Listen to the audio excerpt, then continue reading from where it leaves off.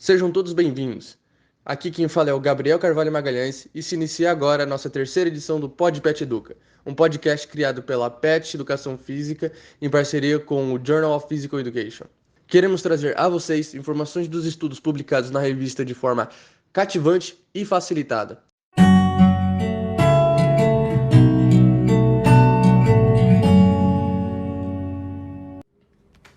É isso aí, Gabriel. Aqui é o Lucas e nessa edição a gente vai bater um papo com a professora doutoranda Alana Cardoso de Alencar.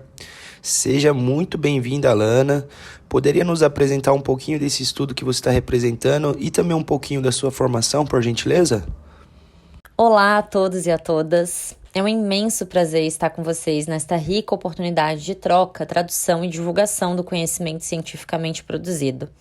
Eu me chamo Alana Cardoso Alencar, sou professora do Departamento de Educação Física do Centro de Ciências da Saúde e do Esporte, da Universidade do Estado de Santa Catarina, a UDESC, e também doutoranda no Programa de Pós-Graduação em Educação Física da Universidade Federal de Santa Catarina, a UFSC.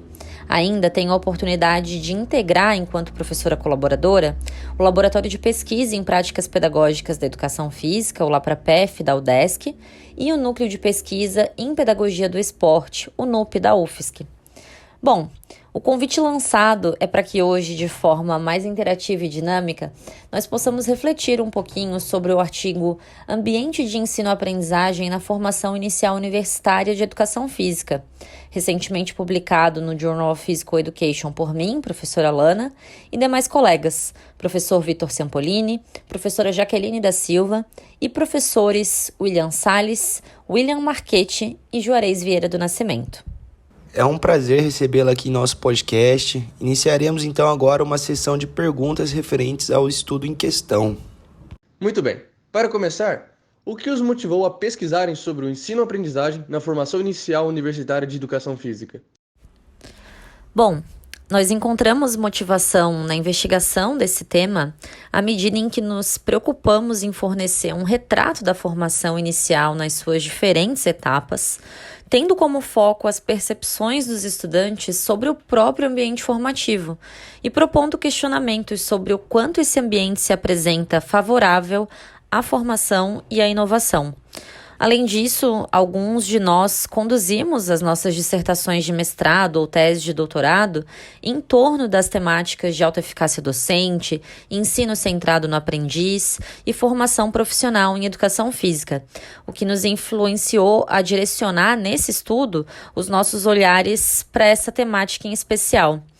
Mas também é importante destacar essa necessidade de investigar o ambiente percebido na formação inicial em educação física, especialmente acerca da metáfora aquisição, que se refere ao processo individual de aquisição de conhecimentos por parte dos estudantes, e a metáfora participação, correspondente à aprendizagem que ocorre através da participação e ação dos estudantes no contexto de instituições federais de ensino superior. Muito legal a motivação de estudo. Realmente é uma temática de grande importância para os acadêmicos em questão em FI, pois é um tipo de estudo que valoriza estudantes e permite dar voz a eles, contribuindo muito com melhorias associadas ao ensino. Agora, partindo para a nossa segunda questão, percebemos que no estudo existem alguns termos. Poderia especificar mais sobre as diferenças do paradigma de aprendizagem com relação ao paradigma instrucional? O paradigma instrucional no ambiente universitário se caracteriza tanto pela centralidade e protagonismo docente, quanto pela passividade discente no processo de ensino-aprendizagem. O que acontece é que organizar o ensino com enfoque no paradigma instrucional acaba muitas vezes dificultando com que o estudante assuma um papel mais ativo no seu processo de aprendizagem, fato que impacta na atuação futura desse estudante nos diferentes contextos e realidades de intervenção. Em contrapartida, o paradigma da aprendizagem fomenta uma formação profissional crítico-reflexiva, tendo como foco as competências, os conhecimentos, as habilidades e as atitudes necessárias para que esses profissionais possam lidar melhor com as demandas exigidas pelo mercado de trabalho e para que também, a partir disso, eles possam intervir e contribuir de maneira mais autônoma, ativa e inovadora na sociedade contemporânea atual.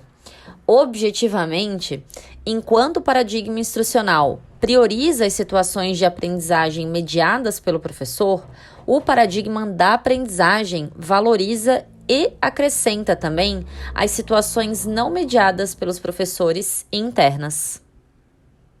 Interessante. É intrigante notar também que, apesar de haver possibilidades de aplicação desses dois modelos nas instituições, o estudo indica que o paradigma instrucional acaba sendo predominante nos modelos universitários. Mas, com relação a essas abordagens pedagógicas, quais são os maiores prejuízos do modelo educacional atual para os discentes? Bom, em nossa visão, o processo de formação inicial atual é melhor do que jamais houve. Pensando no contexto das universidades públicas federais e estaduais, embora exista uma série de fatores influentes, é preciso salientar que as oportunidades hoje apresentadas para integrar o ensino, a pesquisa e a extensão são múltiplas e tendem a diversificar positivamente os ambientes formativos. Mas isso também encontra relação com o nível de comprometimento dos estudantes com essas propostas. De modo geral, nós acreditamos que um dos fatores que podem acarretar prejuízos na formação inicial encontra relação com a capacidade desses estudantes em visualizar a aplicabilidade dos conteúdos abordados em sala de aula com o seu campo prático. Então, modelos educacionais que fomentam a memorização dos conteúdos para o bom desempenho nas provas escritas e que inibem o protagonismo dos estudantes nas decisões, nos debates e atividades pedagógicas em sala de aula acabam por dificultar o desenvolvimento do pensamento crítico e das competências discursivas e criativas. Acontece que essas competências são fundamentais quando pensamos a capacidade desses estudantes em visualizar a aplicabilidade das temáticas nos futuros campos de atuação profissional. É preciso compreender que a complexidade da atuação pedagógica no campo da educação física não está vinculada à memorização, mas sim à capacidade reflexiva e intelectual dos professores e profissionais para decidir qual a brincadeira, o exercício, o jogo, esporte ou movimento é o mais adequado para aquela determinada situação, para aquele determinado público e para aquele determinado contexto. É por isso que nós acreditamos que os modelos mais interativos e reflexivos, pautados em uma base integradora dos conhecimentos e que posicionam os estudantes no centro do processo de ensino, tendem a ser mais propositivos e positivos. Então, pensando num viés educacional, no qual o aluno desenvolve sua autonomia e adquire uma formação ampliada dentro da universidade, é possível alcançar um ensino-aprendizagem de excelência na formação inicial universitária com as atuais condições? E quais seriam os possíveis caminhos a serem seguidos para alcançar esse objetivo? Antes de te responder, é importante refletirmos sobre algumas questões, como quais são as condições atuais? Condições atuais onde? Em qual instituição de ensino superior? Em qual região do Brasil?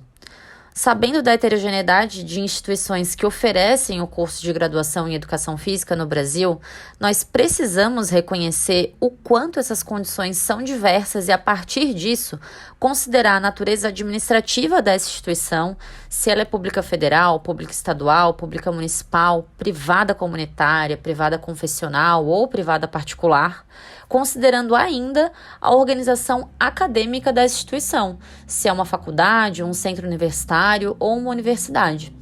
Do mesmo modo, podemos propor a seguinte reflexão: é possível não alcançar um ensino-aprendizagem de excelência na formação inicial universitária em países de primeiro mundo, como, por exemplo, a Suíça, a Noruega ou a Suécia?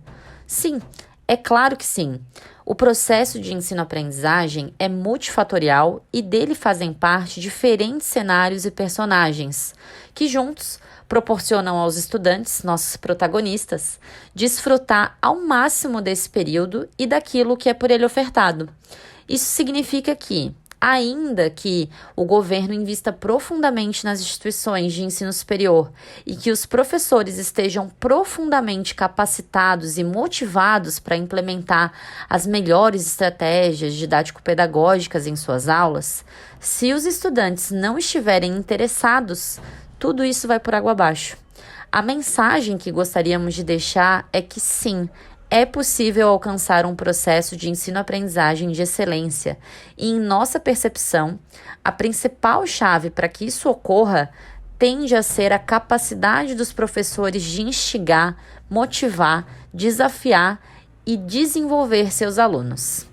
Veja que as melhores oportunidades ou condições de oferta também estão nas universidades públicas que possuem cursos de graduação e pós-graduação em stricto sensu na área da educação física.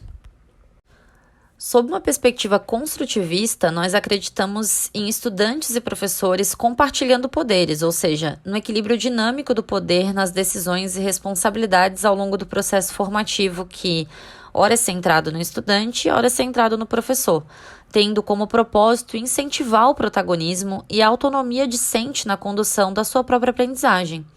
Para que isso seja possível, os professores necessitam assumir papéis de tutores e facilitadores da aprendizagem, oferecendo a oportunidade para que os próprios aprendizes tomem decisões quanto aos conteúdos, às atividades e às experiências que seriam mais relevantes para o processo de desenvolvimento e aquisição das competências desejadas. Mas, para que isso ocorra, é fundamental que os estudantes na formação inicial tenham maior maturidade e assumam o papel de adultos em formação, na perspectiva da andragogia, e com isso se envolvam de maneira crítica, ativa e reflexiva, pensando e projetando os conteúdos, as estratégias e as atitudes frente às suas possibilidades de atuação profissional futura. Embora nada possa nos garantir o alcance da excelência em aprendizagem na formação inicial universitária, nós acreditamos que é somente a partir do esforço coletivo, ou seja, o envolvimento, o protagonismo e o comprometimento de professores e, sobretudo, dos acadêmicos, nossos profissionais em formação, que caminharemos em direção a um processo de ensino e aprendizagem significativo e eficaz. Nesse sentido, é possível ressaltarmos também a importância desse vínculo de interesse que parte tanto do acadêmico quanto do professor, para que tenhamos êxito nessa busca pelo ensino e aprendizagem na formação inicial universitária. Para dar incentivo aos acadêmicos, seria interessante aumentar a disponibilidade de bolsas de iniciação científica aos alunos do ensino médio? Essa poderia ser uma das alternativas de melhorar e preparar também os mesmos para o ingresso na formação inicial em educação física?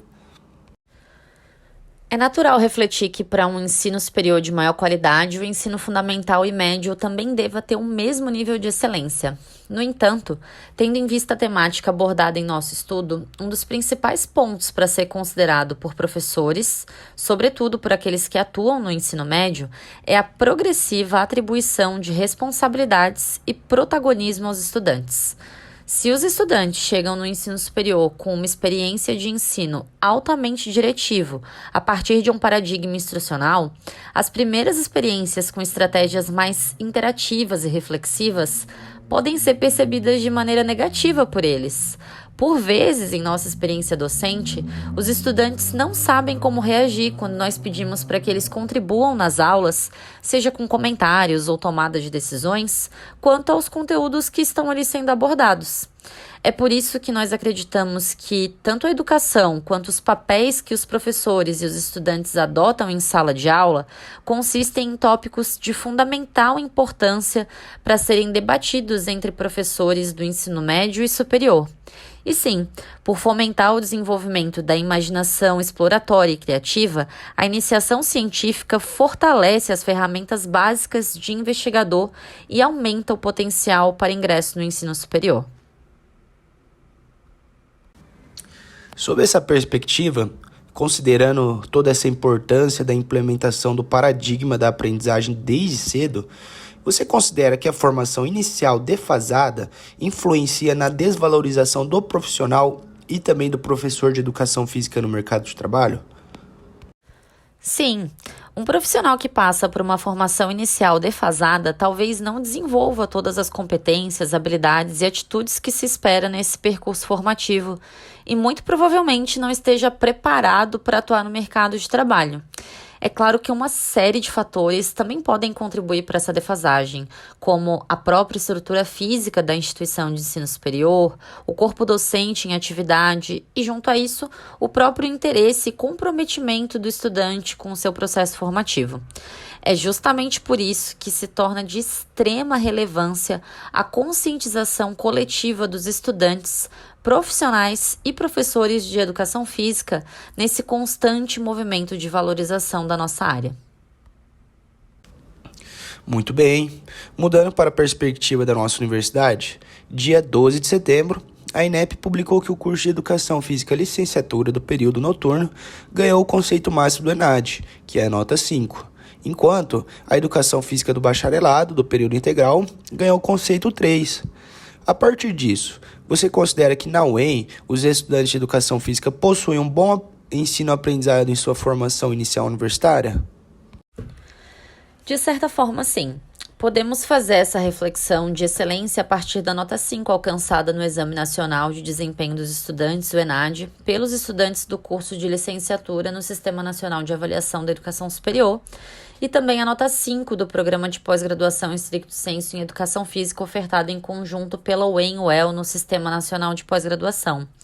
No entanto, seria importante que a avaliação das condições de oferta de ensino dos cursos, tanto de graduação quanto de pós-graduação na UEM, fosse realizada pelo seu corpo social, ou seja, pelos estudantes, professores e técnico-administrativos, e complementada por consultores.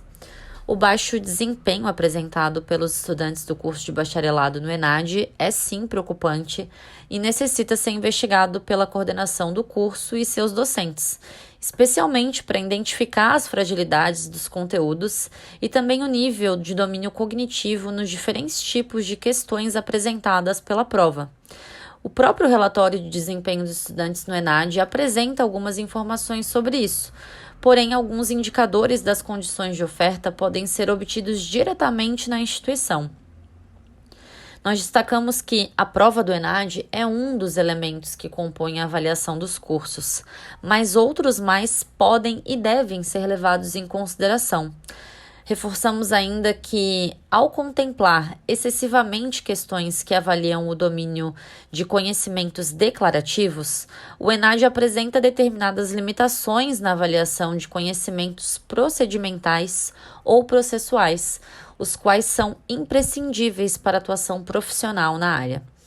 Dado o problema identificado no curso de bacharelado, seria interessante realizar um estudo similar a este do qual nós viemos conversando até agora, utilizando na UEM um instrumento que empregamos no nosso processo com o objetivo de avaliar o ambiente percebido, tendo como foco as percepções dos estudantes sobre o próprio ambiente formativo ofertado.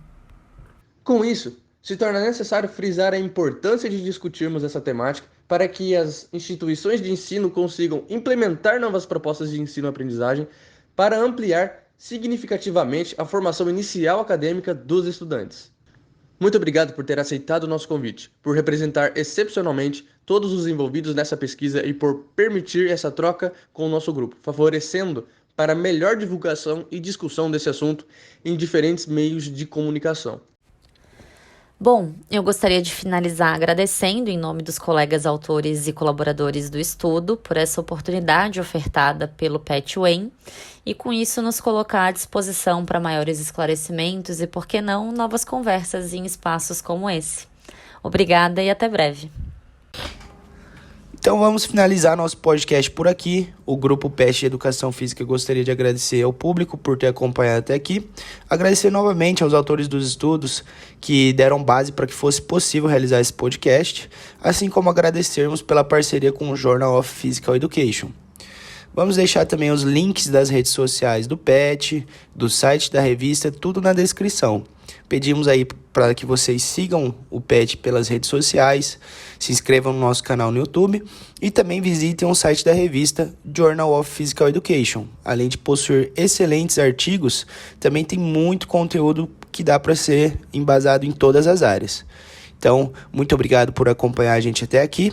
E por hoje é só, pessoal. Até o próximo PodPet Educação Física.